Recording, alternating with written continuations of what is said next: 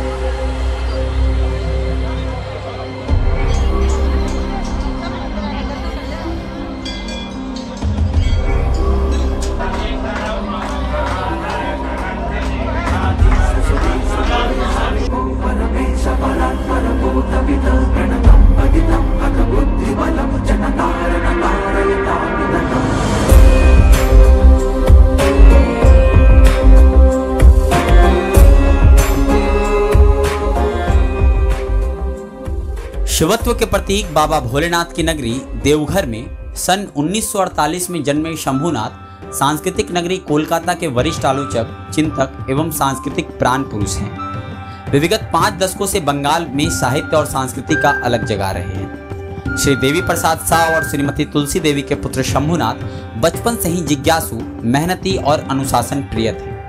आज उम्र के इस पड़ाव में भी उनकी ये आदतें बनी हुई हैं।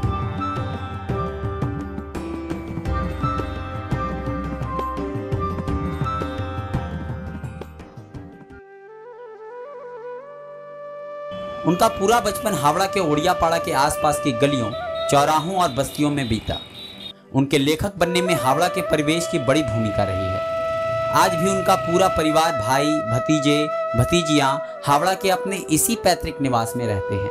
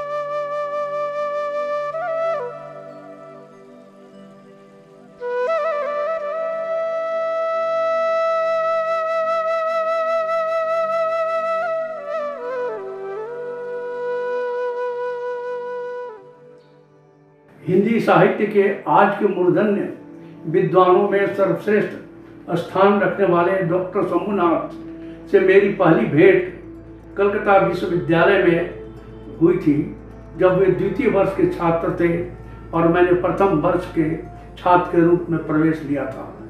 शंभुनाथ को देखते एक व्यक्तित्व के रूप में देखते हुए सहज, गंभीर, शालीन और पढ़ाई में ध्यान देने वाले व्यक्ति के रूप में देखकर मेरी आकांक्षा उनके पास और नजदीक जाने की हुई। इस अनुक्रम में शंभुनाथ अपने अधिकारों की लड़ाई के लिए बड़े बड़े युद्ध लड़े हैं, लेकिन मैंने उनको पहली बार कलकत्ता विश्वविद्यालय में हिंदी विभाग को उसका उचित स्थान दिलाने के लिए आंदोलन करते देखा था। वर्तमान में शंभूनाथ दक्षिण कोलकाता के साउथ सिटी गार्डन में अपने परिवार के साथ रहते हुए साहित्य आकाश में निरंतर नई उड़ान भर रहे हैं। पापा, आप बहुत खुशनसीब हैं। इतना प्यार करने वाले विद्यार्थी और साथी है आपके साथ। आप हमेशा स्वस्थ रहें, लिखते रहें। जन्मदिन की बहुत बहुत शुभकामनाएं आपको। शंभूनाथ की आरंभिक शिक्षा हावड़ा के सलकिया विक्रम विद्यालय से हुई।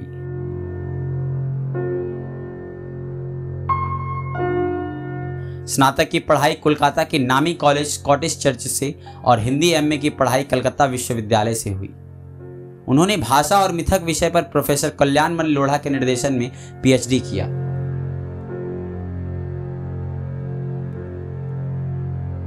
वे अपने आसपास के जीवन को सिर्फ देखते नहीं हैं, बल्कि अपनी स्मृतियों और रचनाओं से टांकते भी हैं। 1973 में उनका विवाह कोलकाता निवासी मीना देवी के साथ संपन्न होता है। उनके बनने में प्रेरणा तुल्य उनकी दादी परमेश्वरी देवी का स्थान विशिष्ट है। उनके संस्मरणों में उनकी दादी आज भी जीवित हैं। उनकी दादी धार्मिक प्रवृत्ति के होने के बावजूद भी मनुष्यता और आत्मीयता से भरी थी। बाबा नागार्जुन कई बार उनके घर रह चुके हैं।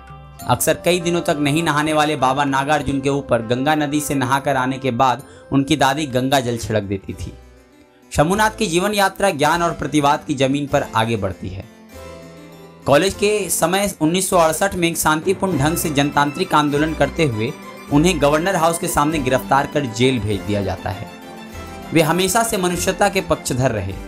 1971 में बांग्लादेश, तत्कालीन पाकिस्तान में पाकिस्तानी हुकूमत के बर्बर अत्याचार के खिलाफ और मुक्ति योद्धाओं के समर्थन में वे 100 से अधिक लेखकों को लेकर कोलकाता के कॉफी हाउस से गवर्नर हाउस तक जुलूस निकालते हैं और तत्कालीन गवर्नर को ज्ञापन सौंपते हैं। अन्याय का प्रतिकार शंभूनाथ के जीवन का लक्ष्य रहा है।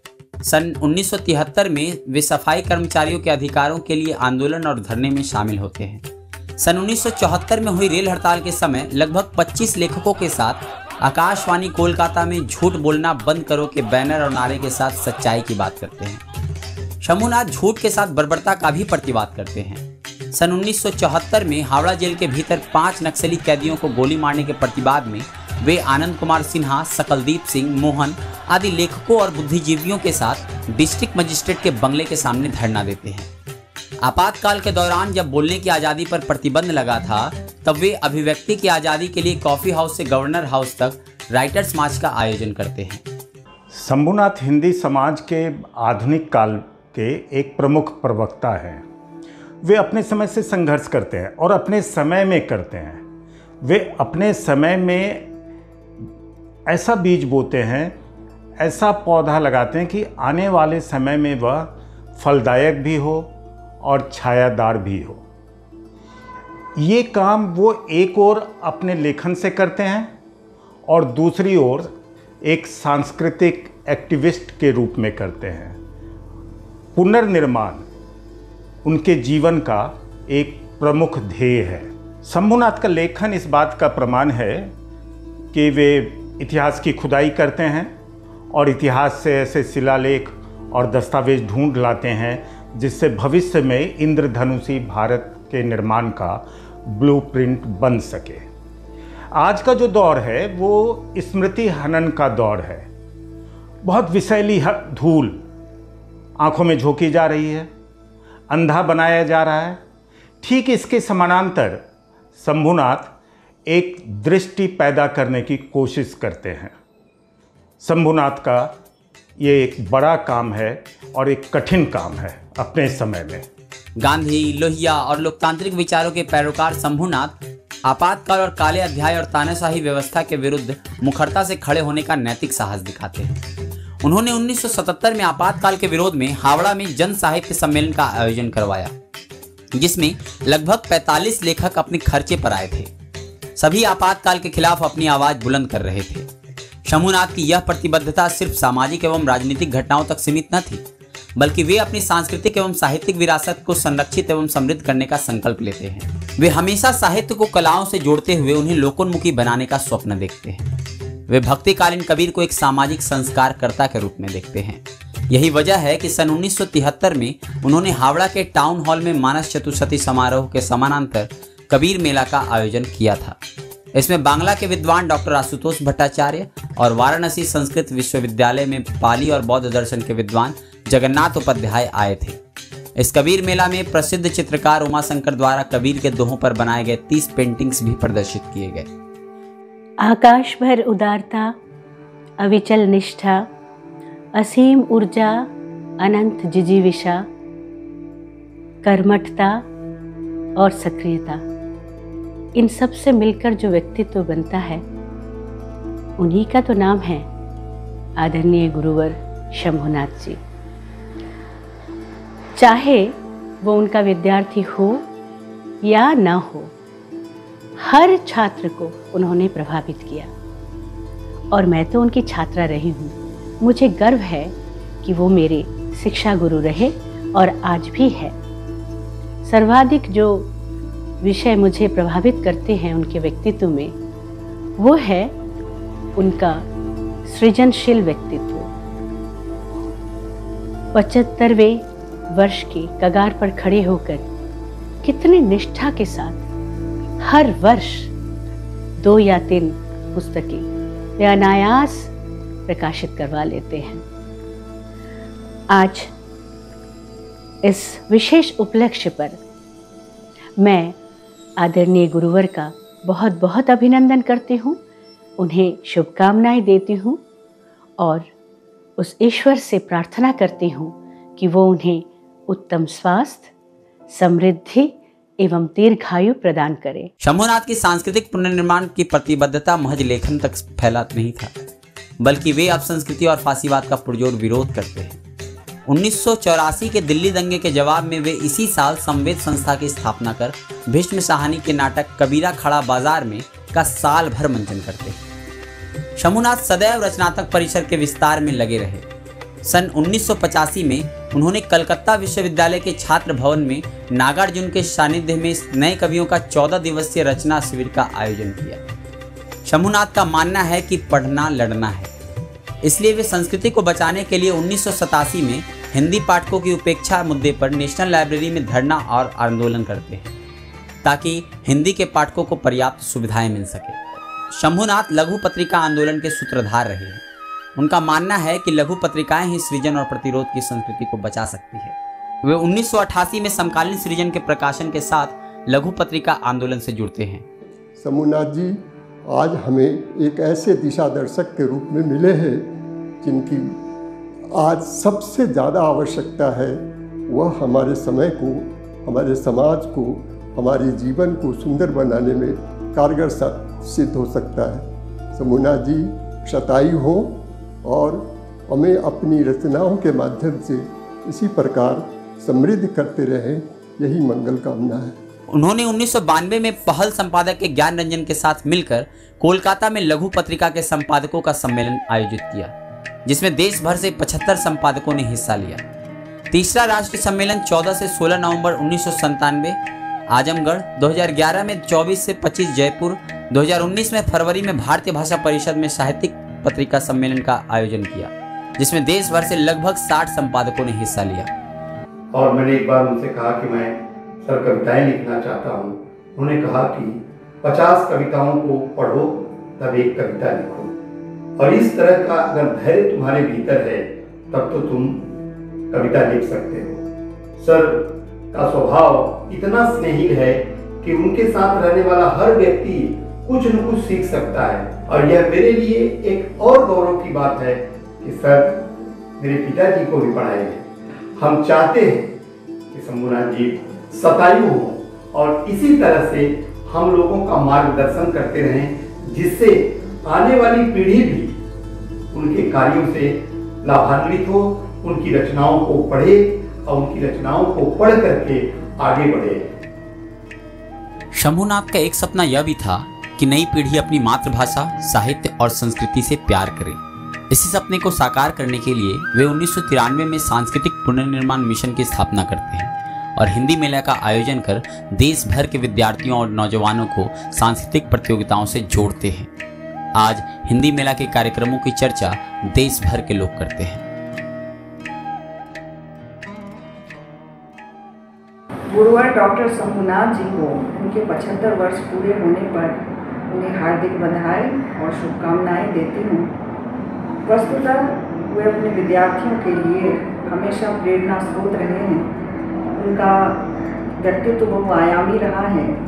वे एक साथी सृजनशील रचनाकार हैं, बौद्धिक व्यक्तित्व के स्वामी हैं और अपने विद्यार्थियों के लिए मात्र शिक्षक या गुरु ही नहीं बल्कि मित्र और मार्गदर्शक भी रहे हैं। शंभुनाथ ने कोलकाता विश्वविद्यालय के हिंदी विभाग को 1979 से 2014 तक केंद्रीय हिंदी संस्थान आगरा में निदेशक बनकर 2006 से 2008 तक अपनी गरिमामयी उपस्थिति एवं कुशल कार्य पद्धति से कई ऐतिहासिक कार्य किए, जिनमें विदेश मंत्रालय की ओर से खतरों के बीच काबुल विश्वविद्यालय जाकर अफगानिस्तान में हिंदी की उच्च शिक्षा का प्रबंध करना था। उन्होंने नागालैंड जाकर दूसरी भाषा के रूप में हिंदी की पढ़ाई को लोकप्रिय बनाया, हिंदी की लघु पत्रिकाओं को वार्षिक अनुदान शुरू किया और कई परियोजनाएं शुरू की।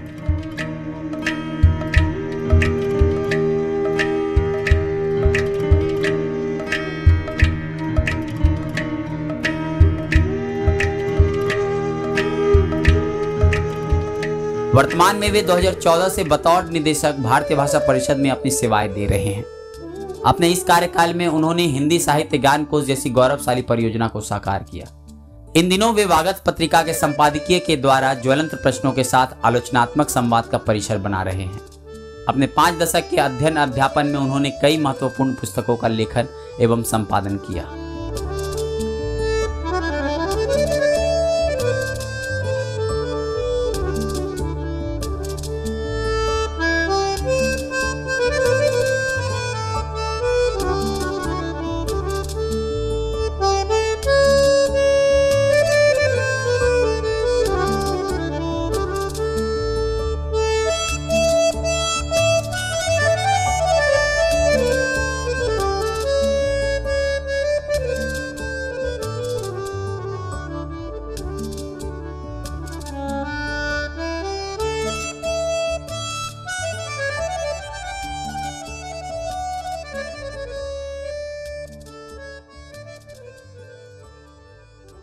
हम भूलते जा रहे हैं कि हमारी एक परंपरागत प्रदत्त अस्मिता के साथ हम मनुष्य भी हैं, नागरिक भी हैं और हमारी एक अर्जित अस्मिता भी है।